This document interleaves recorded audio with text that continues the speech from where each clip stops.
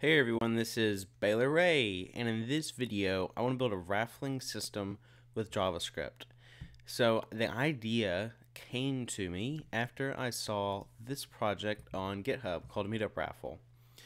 And I do not know enough about it because I didn't care to read into it too much. All I know is that it's built with PHP and that it looks like they're storing the users in JavaScript. Or I'm sorry, in a session. Whew. And I didn't really like the way that worked, and so, but I did like the way you used it. So let me show you that. This is the application that Meetup Raffle, and the really cool thing about it is that you put in all your users or all your participants or players into this text area. And the thing that I love about this particular setup is that you can literally make this list out of any source, whether it's a text file, a CSV, a database, anything. I mean, it's very easy to pull out records and put them out into a line separated or line break separated list like this. So I really think this is cool. The thing I don't like about this particular application, though, is it seems like it's overkill to store it into a session. And if it does more than that, and I'm mistaken, then I'm wrong on this particular thing. But we can build the exact same thing with just JavaScript, and it's maybe a little bit faster, not worry about speed so much, but I just think it's a better way of doing it. But just to show you this real quick, I've put this list in, I submit it, and when I click raffle, then it pulls out a random name. So we're going to build something very similar to this. And here's my version of it. And it's the same thing. You have this text area, you fill it in, you click let's play, and it shuffles through and it picks a random user. Now it doesn't look right because my screencast is only recording at 15 frames a second, so it probably looked really rough when you watch this shuffle, but if you actually play with a live demo of this, it would be a lot smoother. So just so you understand that this isn't like horrible, and you can always tweak the numbers. So we're going to build this application. We're going to make this functional. And the only thing that I'm going to mention about storing this data is if you want to make it where you have this list and you can come back to it after a few weeks or a day or so, and you want to add some more names to it, you can store this value into a local storage or into local storage. And local storage doesn't expire. So if you don't know anything about local storage, just know it's like cookies, except local storage never expires, and it's a little different how it stores. So I don't know enough about local storage. That's about all I know because I've never really used it because I haven't had a need for it. But this is probably a good way of finding a good example to use it. So let's go ahead and build this and make it work. So the HTML for this page is really simple. There's not a whole lot to it. Basically, we have a div with ID of winner, and inside of here, we're storing the name into a span tag. And then we have this button with an ID of choose winner, and we have a text area with ID of players. So this is everything for the markup. And let's go ahead and get started with writing the JavaScript.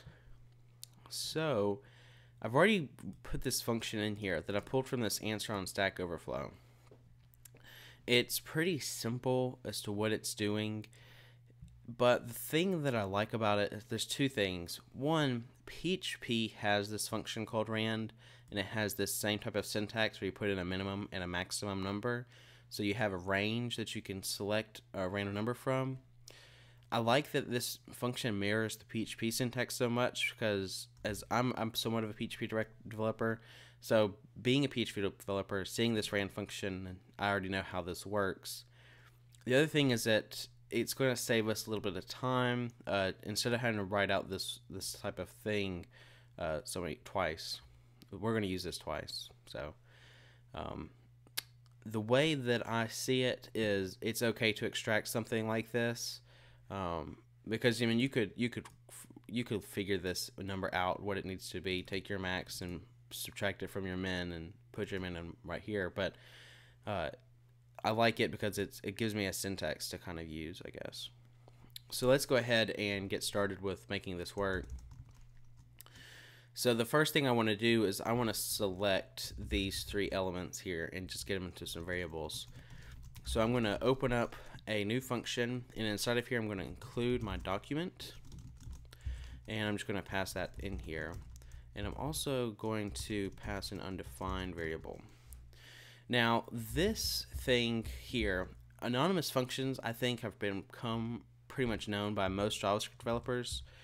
This idea though right here is something that's new to me, and the idea where I learned this is from Paul Irish.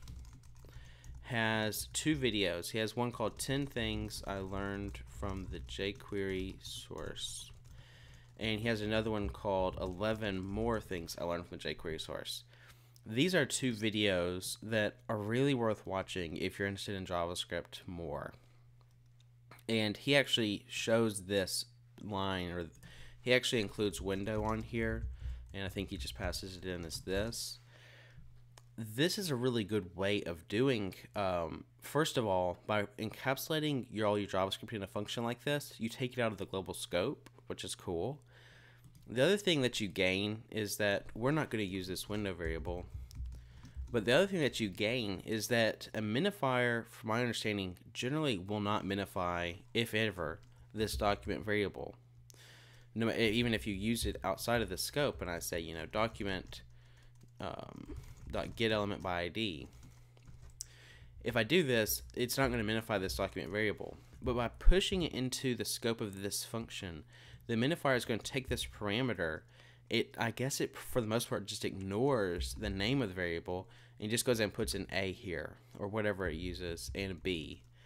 So right away, you already get some optimizations by putting these variable names up here, even though they're used by the global namespace or the global scope. Pushing it into a local scope like this lets you minify it. So there's a benefit that I think is cool.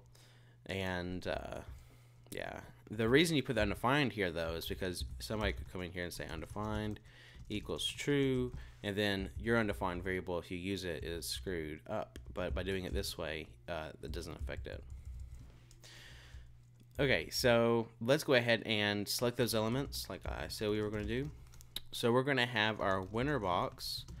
Or this actually be a query selector, and we are looking for winner and the span tag inside of that, and then we're going to have our choose button, document .get element by ID for choose winner, and we're going to get our players from document .get element by ID for players. Okay. So to get started, I went ahead and wired this up, or hooked into these elements, just so we can have it for future, for whenever we actually use it. Because right now, I don't really want to focus on making this button work and pulling records from this text area, because what I want to focus on is making it work with random people here, or random names, and I want to get that cycling function working.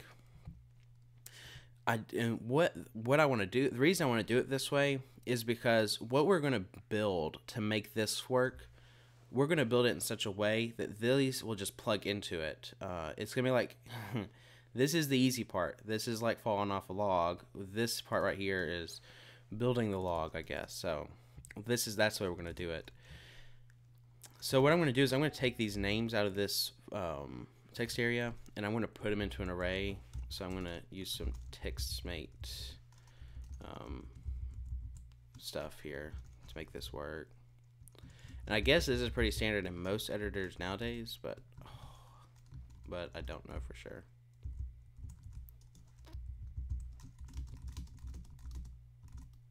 Okay.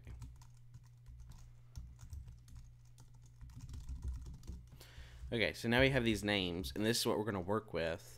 And what we want to do is we want to take a random name, or we want to shuffle through these names and put them into this text area. And what I'm going to do to make this work is, before, you know, it shuffles through and all of a sudden it picks a random name. And all it's doing is it's going through each name in this list. But it does it at such a speed that you can't really read it. So you can't tell, oh, it's just going through the order here. it really kind of looks like the computer, like you're watching the computer shuffle these records around and pick a random user. So if you don't see that, and that's just me, then you don't have to include it that way. But I think it makes it a little bit more fun and a little bit cooler. So we're going to do that. So we're going to go ahead and loop over these names and push them into that winner box. And the way I'm going to do this is I'm going to create another self-invoking function. And what I'm going to do is I want to pull a name from my names here. And I want to pull this from an index. So this index is going to be an integer, and it's going to start at 0, and it's going to go up to 5, and because I have 6 names here, and then it's going to start over. So let's build this. Let's make it work. So what I'm going to do is I'm going to store my index variable up here and set it to -1. And then when this function's called, I'm going to increment that. So when this function, because it's self-invoking, when it first calls itself, this is going to get turned into a 0, which is going to pull out McFly. And once we get this name, we want to set our winner box.text content to our new name. So when I reload this page, you're going to see McFly get pushed in here, and that's expected. What we want to do is we want to set this to loop over and just keep calling these names. So to make that work, we're going to say set timeout, and we're going to call this function, and I'm just going to name this function loop, or let's do cycle. And this might conflict. It might be better to do something like this. So we have our cycle function, and we're going to call this every 70 milliseconds. So this is another thing that I learned from that 10 things Paul Irish learned from the jQuery source. By doing it this way, and it may be overkill, it may not be that beneficial to do it this way. This is a alternative way of writing set interval. So let me show you set interval, or how you'd write this with set interval.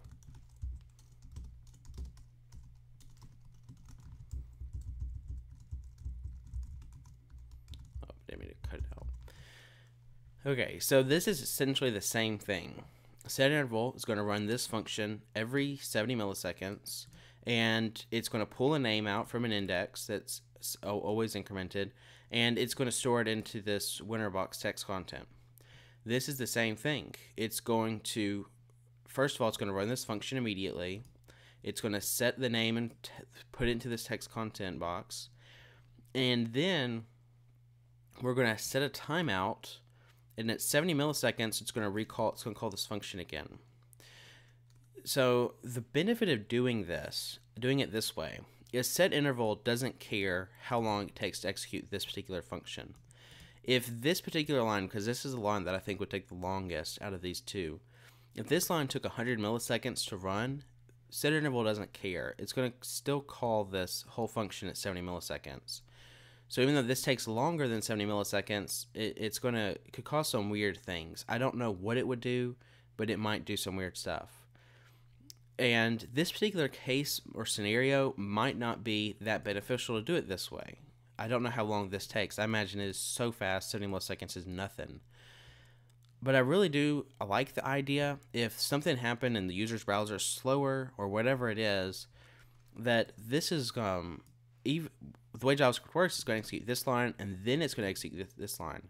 So this could take a whole second. It doesn't care, because it's not going to try to call it again. It's going to wait till this line's done, and then it's going to set a timeout, and at 70 milliseconds call this function again. And that's just going to create an infinite loop. So if we run this, you can see it runs through the names, and then it gets to undefined. And it gets to undefined because this index variable keeps on incrementing over 5 where it needs to stop.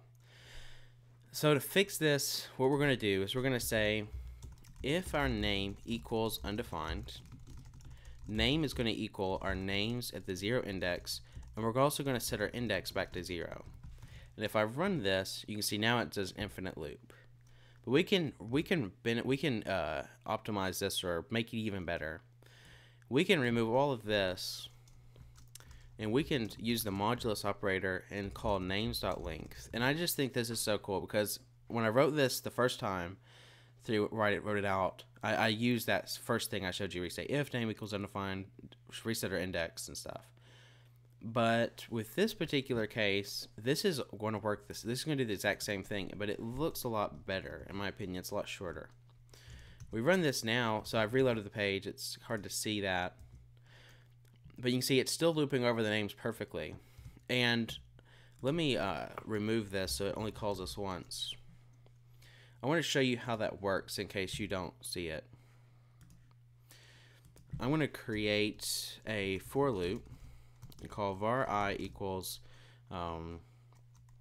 0, I goes up to 100, and then we increment that. And what I'm going to do is say console.log I, and then I'm going to do I, or the modulus operator, on the number 5. So this 5, I picked this number because that's how many records we have here, or that's the number that this names.length is returning. So if I run this, you can see that it goes 0, 1, 2, 3, 4, 0, 1, 2, 3, 4, 0, 1, 2, 3, 4. And it's not calling Mad Dog Tanner, I bet you. So we could do plus on this, which maybe is bad, I don't know. Let me do this, and I'm going to bump this up to like 150 milliseconds. Oh, we're getting undefined. That's weird. Okay, so it's hitting Mag.Tanner. That's cool. So this is what it's that's what it's doing here. This for loop explains it clearer. 0, 1, 2, 3, 4. Now the thing that's weird that I'm not seeing. Oh, it's because names.length is returning 6. It's not returning 5. That's why it works. So this is supposed to be a 6 here. There you go. So right here, 0, 1, 2, 3, 4, 5. 0, 1, 2, 3, and then it finishes.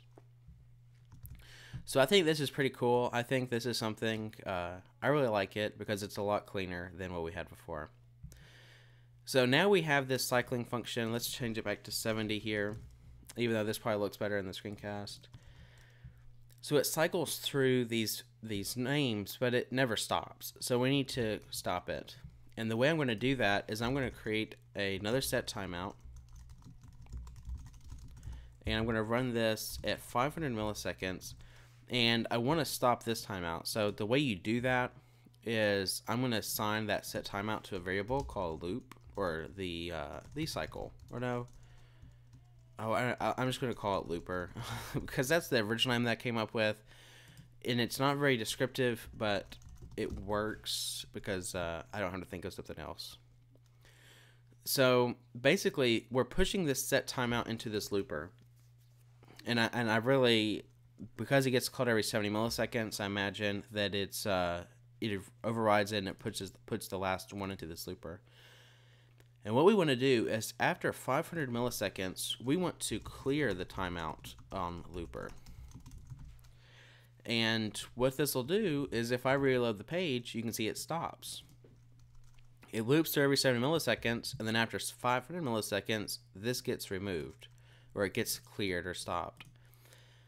But the problem is, it just so happens that 500 divided by 70 is a number of times that it takes to get an index that pulls out Doc Brown. So if I reload this page, Doc Brown, Doc Brown, Doc Brown. So we need to fix that. And the way I'm going to do this is I'm just going to say our winner box equal, or text content. And this is going to equal our names, and we're going to generate a random number, so name, or rand 0 to our names.length minus 1. So this minus 1 for here, the reason I'm doing it this way is because names.length returns the number 6, because you have 1, 2, 3, 4, 5, 6. But in JavaScript, your index starts at 0. So the number 6 doesn't exist here. There's only 5 here, technically. So we subtract 1, so it goes up to 5, which would be in Mag.Tanner. So if I reload this, you're going to cycle through. Well, that was very fortunate. Let me see what the problem is. Name is not a function. This is supposed to be like so. Let's run it again. McFly. There we go. So you can see now it's actually picking a random name. Cool. So now this is working. This is pretty much functional the way we want it to work. And let's go ahead and map this up into our view, or these button and text area. So the first thing I can remove is this names variable. We're not using that anymore.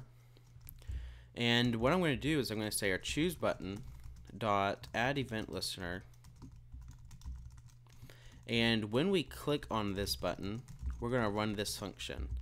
And the third parameter needs to be false. And I don't remember what the third parameter does. Actually, I don't know what it does, and I don't remember it. If I have read it, I just don't remember reading it. So if you want to know what it is, you'll have to Google it because I can't tell you. But I generally see people set it to false, and it has something to do with bubbling, and I don't know what it does. So when we click on this button, we want to call all of this code right here. So we're going to put that into a new function called getWinner, and I'm just going to pass in my players.value, and that's going to be a string, so I want to turn it to an array by splitting on the line break. And let's go ahead and create that new function. We're just going to say function getWinner, here are our names, and let's take all of this and put it in here. Cool. Now the interesting thing that's pretty cool is that we don't have to change any of this code. The only thing we really need to do is move these variables into this function where they belong.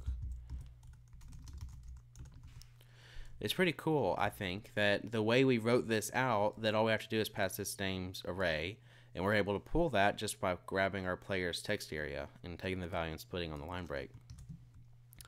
So now, if I click this button, you can see it runs. It runs again. And so there's a bug. We're getting the same name twice in a row, so I'm glad that popped up because that's something I want to address. The other thing that I see as a problem is that it's running for 500 milliseconds, and it may not be clear in the video, but for me actually using it, that is very clear to me that it's only running for 500 milliseconds, and it just doesn't feel random enough. So what I decided to do, and this is the real reason why I did this rand function. It really didn't have anything to do with choosing a random number here, because this is really simple with JavaScript. It was because this set timeout, I didn't like that this function runs for the same amount of time. So I like the rand function here because I can say 350 to 700, and this is going to choose a random millisecond number, I guess, or a random number of milliseconds between 350 and 700. So now if I run this function, hopefully you can kind of tell that sometimes it runs longer and sometimes it runs shorter. So it makes it feel, in my mind, a little bit more random. So if you run this 3 or 4 times in a row like I am, you can tell that it's running, it just feels better, feels more dynamic. So the next thing I want to address is that sometimes you'll get the same name twice in a row, and this is something, and I don't mean like I've called Jennifer here and then George, and we've already called Jennifer and George, so they shouldn't be included. I mean like you'll get Mad Dog Tanner, and hopefully it doesn't work always, but sometimes you'll get Mad Dog Tanner, and then the next time you hit the button, it's Mad Dog Tanner again. So we need to address that. So what I'm going to do is I'm going to create a variable up here called last winner. And when this is where we actually choose a winner. So this is where we need to put it. What I'm going to do is I'm going to store my name, and I'm just going to move this out of here. Put our name in here. So what we want to do is we want to come in here and just say do, and we're going to run this function while our name equals our last winner. And what we want to do in here is just say name equals, and we're just going to create another random name. So this will ensure that we don't get the same name twice. So don't pick the same winner twice in a row. Okay. So this will work. What I decided would probably be better though when I wrote this is just to store the variable name up here and then just assign it right here. So the thing to know about do while loops, and I should have read up on it but I didn't. the alternative way of doing this would say while name equals last winner. And from my understanding, and like I said, I should have read up on it, this while loop, if this is false, which I guess this is fine because we're not assigning it to anything up here. Well, maybe the first time these are both nil, but anyways, while this is true, or while it's false, while this is, that's weird. Maybe I need to say while this is not equal to last winner. I didn't write it this way. I didn't debug it, so I don't know. This seems better though, while true. Anyways, this while loop will only run if this passes as false or true. If it passes as true, then this will run. But with this do while loop, this will run immediately, and then it'll say, is this true? If it's not, run it again. So this is always executed, this do while loop. So that's the difference. Hopefully that's clear because I don't have a very good way of describing it. So the thing to note, I guess, is a while loop. It only executes if necessary. This executes no matter what. Maybe that's better. So now we've eliminated the way. Now this can't pick the same name twice in a row. Another thing that you could do is you could store the last winners, or previous winners would be better in this case. And in the previous winners, you could just push the names into it and say, do we have that name? And if we do, then we don't want to pick them again. So you can never get the same name twice, and eventually this would filter down to just one name. Or I guess no names. But I think this is everything that I want to talk about. Let's just kind of recap and just kind of look and see some interesting things that we've done here. One, I guess, we're not using any JavaScript libraries. That's cool. If you can avoid using a JavaScript library, do it, always, for the most part. I guess we have a bug, don't we? Because we're splitting on this line break, we're not checking to see if there's actual value. So let me show you. I'm going to remove all of these, enter a bunch of line breaks in here. And you can see that right here, we're getting, I guess this is broken. I don't even know. But you can see it's missing a name here because we have some line breaks, and Firefox doesn't do a very good job of showing you like Safari does line breaks. But basically, this is a bug. We're selecting names that don't exist. So what I'm going to do here is just call filter on here, pass in an anonymous function, and basically this filter function it returns you need to return a Boolean value. And if it's true, then it includes it. If it's false, it removes the item from the array. So what we're going to do is say, oh, and also this gives you your element, which in this case is a name. So we're going to return if name does not equal blank. So now this may be kind of weird because this function right here, the way it's working, and it looked like it was broken maybe. And if it is broken, then I got to work on that and post this code up and fix it. But the easiest way to do it is write tests for it, and I don't really want to write tests for a video. Basically, this filter function is the coolest thing in this whole video, in my opinion, because I didn't know about it until just recently, and it's really cool. If you go to MDN filter. And this pulls up the Mozilla Developer Network, I think, is what the MDN stands for. Yeah. Basically, this gives you this type of compatibility, or this way of running it. And this is, I actually learned about it, because jQuery has something very similar to this. But we weren't using jQuery, so we had to figure another way around it. And I just happened to Google the right thing to learn about this function. So this function, I already kind of described it. Basically, you have to return a Boolean, and if it's false, it removes the item. If it's true, it includes the item. But you can see it only works in IE9, and I guess IE10 when that comes out. So you can have this. This is the only reason I included this, because it includes this JavaScript that I imagine is good JavaScript because it's on the MDN. And basically, it gives you the backwards compatibility. So that's the reason I included this, is because of this right here. If it didn't have this, I would have found something else. _JS also has a filter method, because I think I searched for JavaScript filter and I found a Stack Overflow answer, and there's so many different people posting stuff. But this is the one that I like the most because it's actually implemented in JavaScript and it has a fallback. So thank you for watching this video. It's a little bit longer than I hoped for, but I think it's done. And the last thing that I would look at is making sure that this works, because I never actually thoroughly tested this. I just assumed this would work. So you definitely want to write some type of JavaScript test to make sure this doesn't happen. So thank you for watching this video, and goodbye.